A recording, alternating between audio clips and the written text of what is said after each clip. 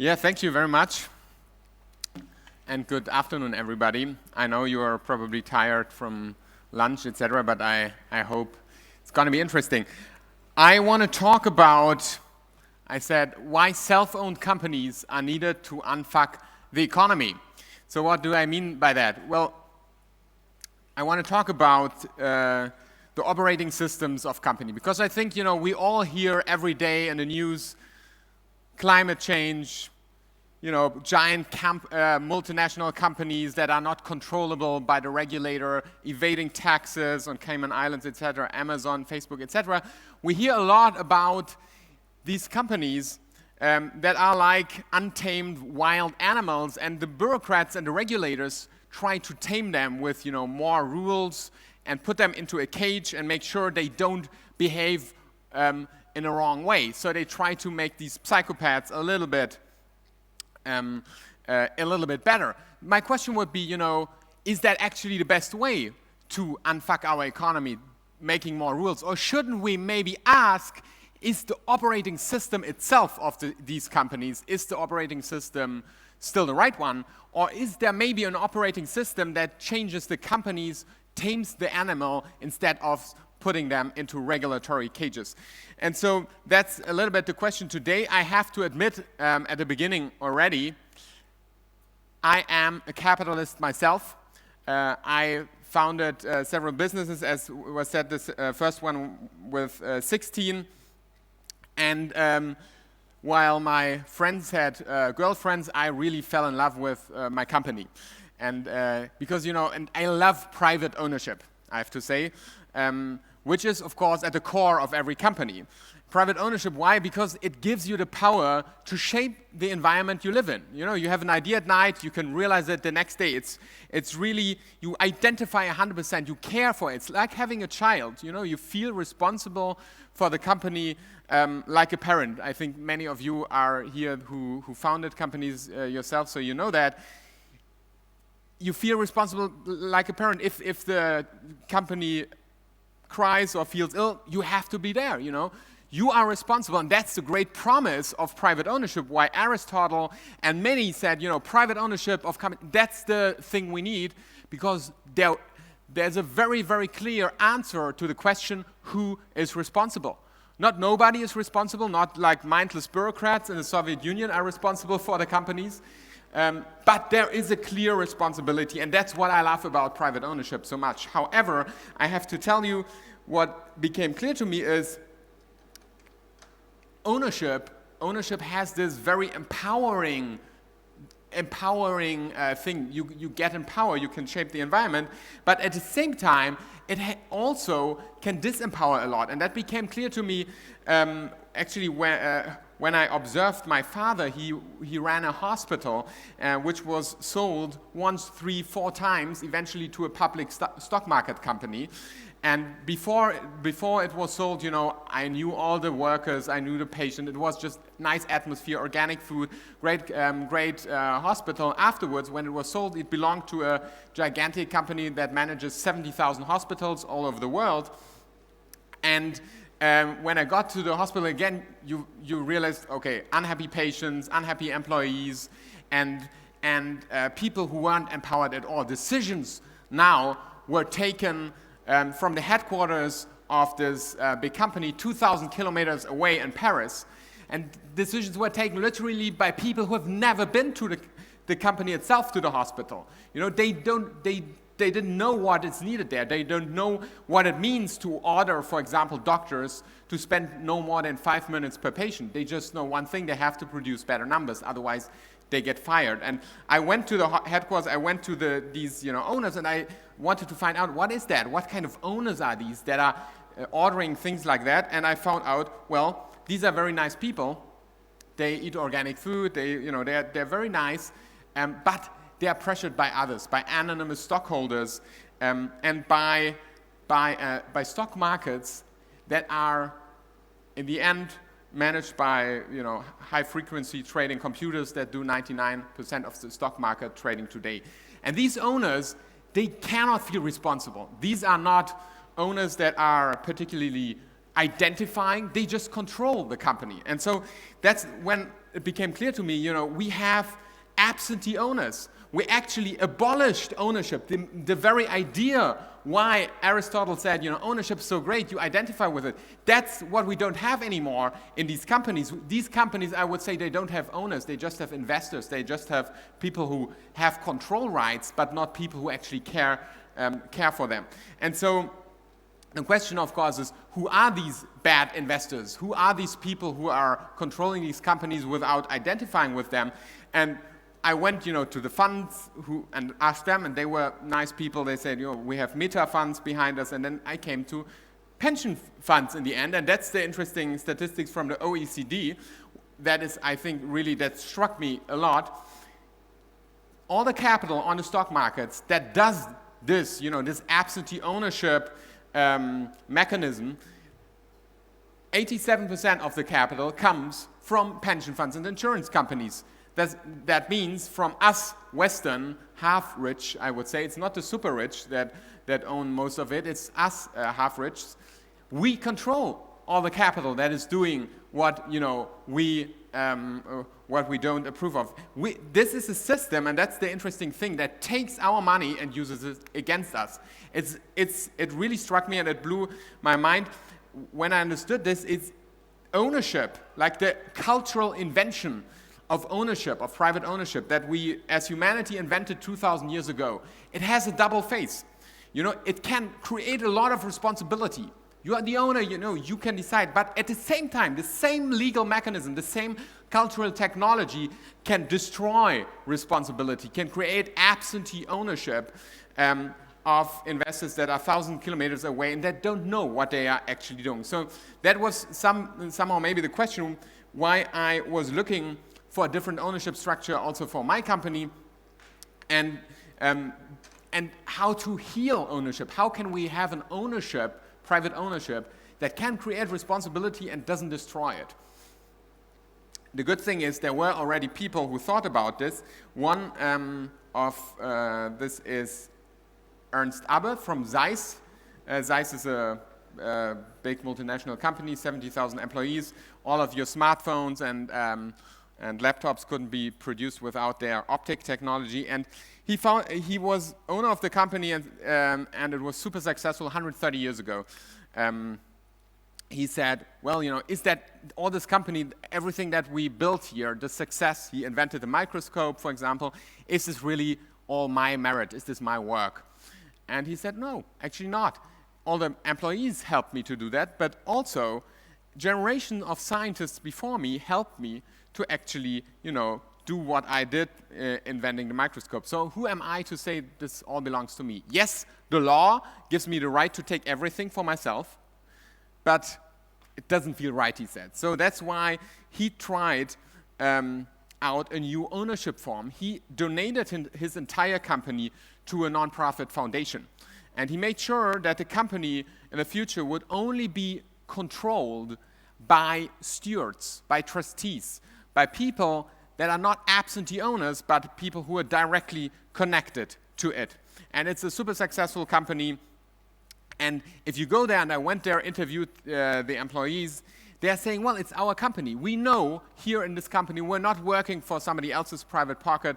We are really working for the purpose of the company, because the ownership structure really ensures that this company is self-owned. The interesting thing is many have followed him. You see names like Bosch there, or Triodos Bank is maybe known, or Ecosia, the search engine, Europe's only independent search engine. They are all steward-owned companies, and I studied them. And the interesting thing is, if you study them, they all follow two principles. I would call them the principle of steward ownership. One is they all ensure that you don't have absentee owners. So they all ensure the what I would call the principle of self-governance. What does that mean? The self-governance means the steering wheel of the company, the majority of voting rights, for those of you who know the legal terms. The majority of the voting rights are always held in trust by people who are connected to the company. And the steering wheel cannot be sold. It's not passed on to your children automatically, you always give it back to the company when you leave the company. So it's like a lawyer partnership. It's like that kind of self-governance. And all of them really try to realize that. And the second thing is, what they try to realize is what I would call the purpose principle, or an asset lock. They're all saying this company here doesn't exist as an instrument for shareholders to maximize their wealth. No, this company has a purpose. It exists for a purpose. Yes, we have investors. They enable us to follow our purpose, but they are not the reason why we exist. So these companies say our assets, the company itself, cannot be privatized, cannot be personalized. The assets are locked. Investors might get a fair return, but you cannot but you cannot take out the assets of the company. They are, everybody knows if I'm working for the company, if I increase the value of the company, in the end, I'm not helping somebody else's private pocket. I'm helping the mission of the company, because you cannot take out the assets itself. So these are the two principles of steward ownership. And this sounds now very technically or whatever, but indeed, it is, I would say, a very interesting third way, or new technology, new cultural technology, how we are transferring company from one generation to the other generation. So, because always the question is, for companies and for ownership, it's always who decides who decides. The power question. In democracy, it's very clear. We vote, and then we decide who will, in the end, sit in the parliament to decide what laws will be made. And in the company, we have two technologies how to decide who has the power in a company. One is very easy, inheritance. If your father has a company, you can inherit it, you have the power, you can decide what happens. The other one is also very easy. That's money. So you can just put money on the table, buy the company, you control the company. So these are the two old, clear, very simple cultural technologies: money and what Warren Buffett always calls the lottery of sperm, so inheritance. Now, steward ownership really established a third way. The blood-based companies are the family-owned companies. You pass on your company according to the genetic, according to the DNA of your body, your blood. And the other companies we know are the companies on the stock markets. And here we have another sort of companies, steward-owned companies, that are passing on the control not according to money, not according to blood, but according to value and ability and involvement in the company. So it's a new principle. It's another cultural technology. And of course, you might say, can that actually work? And I studied in the States, and I also studied these companies, these sort of companies, and my professors would always say, Armin, this is nice, a romantic European idea, but this cannot work. Why? Because what are you doing? You are decoupling money and power. You are saying in these companies, people hold the power, they hold the voting, without actually holding the economic rights. Why the fuck should they be active? Why should they get up in the morning, do hard work? They will sleep. These companies, they predicted me, cannot work. You are turning off the very driver of capitalism itself. Capitalism works because the ones that have the steering wheel in a company also get the money. So, and in these companies, it cannot work. So the good thing is, I was always sure it must somehow work, or it does work, but I didn't know how to respond to them. But I think in the meantime, all of you can respond to these professors by asking yourself, why did you start your company? Was it in order to generate more wealth, or was it in order to serve a certain purpose? I think there is a motivation in us that is really stronger than any bony incentives or shareholder value, which is intrinsic motivation. And it's one of the best proven facts of behavioral science that people are really intrinsically motivated if they love what they do. The interesting fact is, you don't have to believe me, these are the numbers that prove that these companies are indeed more successful. Here, you have to know, in Denmark, around 60% of the entire stock market value, so more than the majority of the stock market value, are not normal companies, but steward-owned companies. It's not known so much, but it is true. The majority of the voting rights, the steering wheel of all these companies are in non-profit foundations, and only a minority with no voting shares or low voting shares is on the stock markets. And so we have very nice studies of these companies, because in Denmark, the state collects so many data. And here you see the firm age and you see the survival probability. The red line is normal companies and the blue line is foundation-owned or steward-owned companies. And you see after 40 years, the survival probability is 6 times higher. So these companies are much more long-term oriented. Why? Because the people who are steering these companies are actually the ones that are not primarily economically incentivized.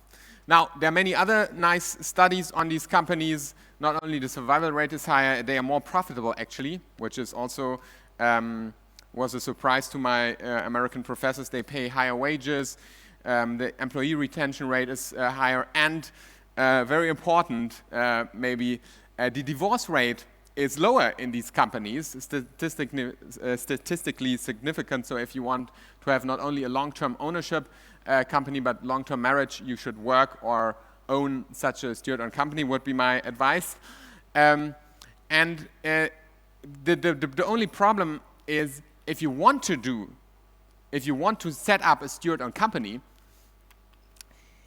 everything that we have, all the laws that we have, the legal forms are somehow resisting. The legal forms, the limited company, and these legal forms of companies, they were invented 130 years ago in the industrial age, when people started companies primarily in order to get rich. Now, if you want to do that today, it's difficult. You have to use foundations and whatever. So when I tried to do it, I realized I need to hack a little bit the company. So what did I do? I still have 3 minutes, so I can tell you a little bit what I did with my company in order to make it steward-owned. I helped, in the meantime, dozens of others to do exactly the same.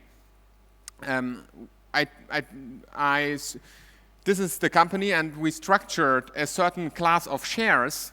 We call them steward shares, or Class A shares, with 99% of the voting rights, so they have all the control of the company, but no dividend rights, so no economic rights. This is basically the steering wheel of the company, the ones that are controlling the company.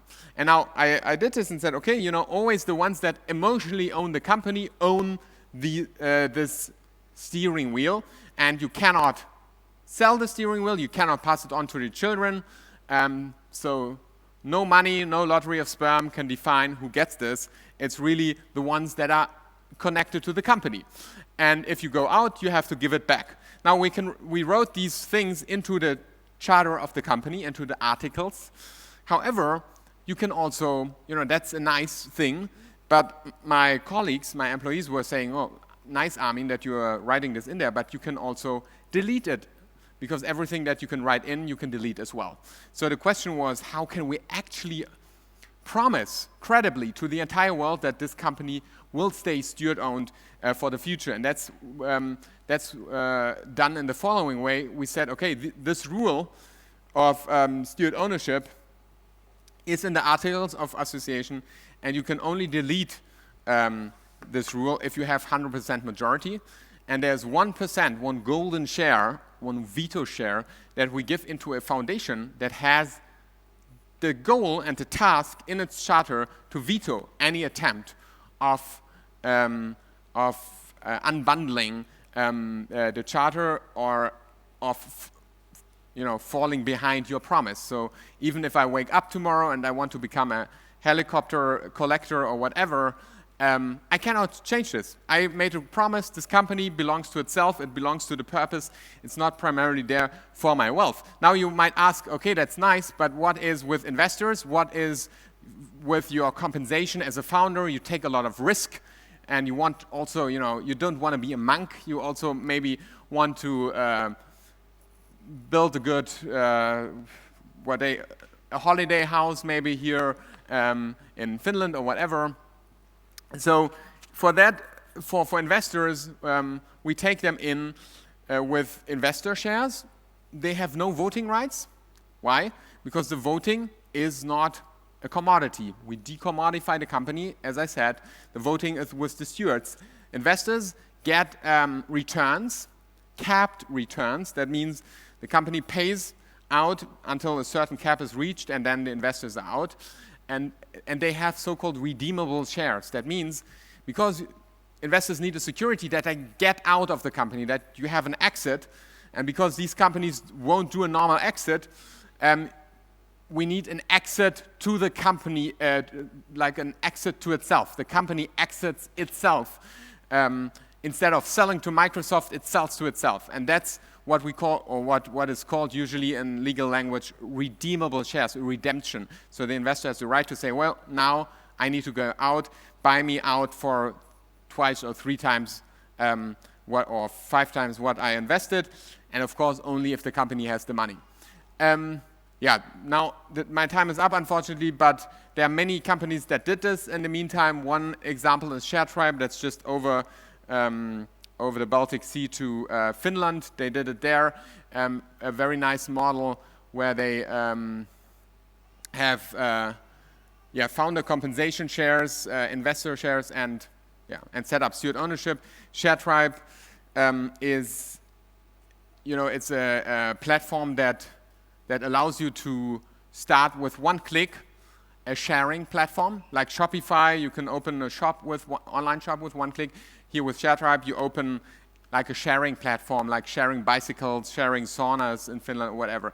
And they have hundreds of, and they want to democratize the sharing economy. But one day their users came to them and said, guys, what prevents you from becoming the next Uber, from just selling to Uber? And they said, yeah, true, that's a good question.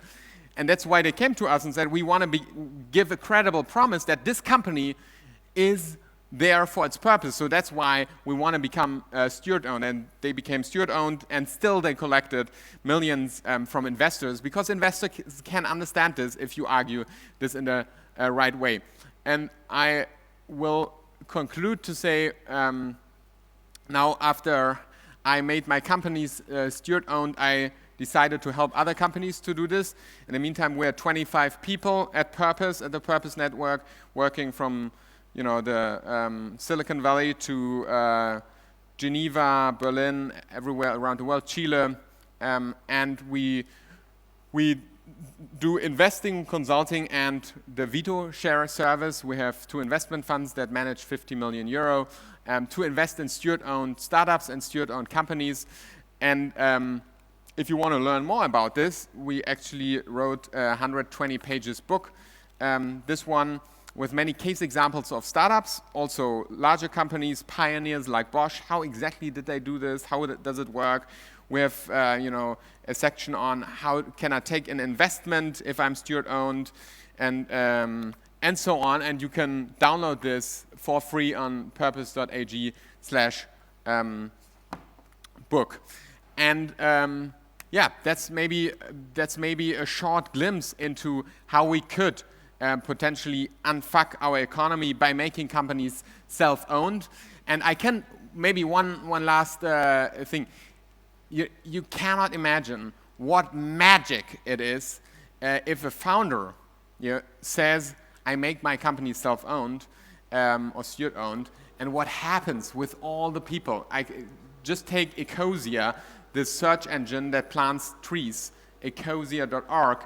They have 10 million users in Europe, and the founder, Christian, he could sell Ecosia easily for 100 million to Google or whatever. It's a very profitable business, but he takes all the profits to plant trees. He has planted 73 million trees in the meantime in order to save the climate, instead of giving it to shareholders. But he wanted to say, okay, guys, I'm not just doing it, I want to promise to you that forever I will not be able to just wake up with a bad thought and just sign a contract and tomorrow I have 100 million.